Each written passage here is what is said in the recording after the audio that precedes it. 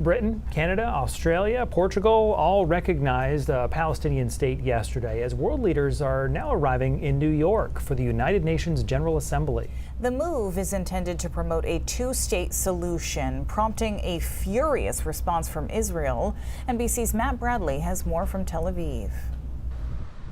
Well, all eyes in the Middle East are now turned on New York, where the United Nations General Assembly is convening with world leaders. It's their annual big event.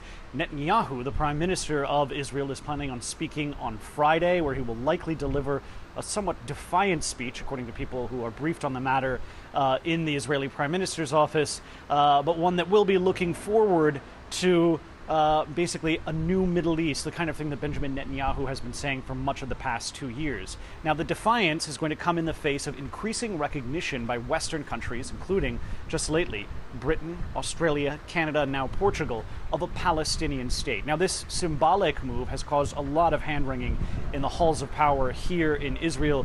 Now, from what I'm told, there are considerations for retaliating against some of these countries, particularly France, who was seen by the Israelis and who had been kind of the ringleader of this effort to recognize Palestinian statehood.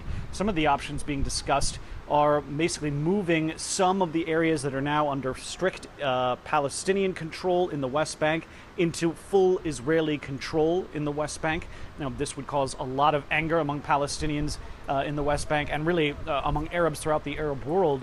There also is a lot of pressure on the Prime Minister to fully annex the West Bank, something that would greatly anger many of the Arab countries who have already inked normalization deals for diplomacy between them and Israel. So there is a lot of risk going forward for diplomacy with the Israelis. This is definitely something that is causing a lot of hand-wringing, but whether or not they go through with it, we won't know until next week.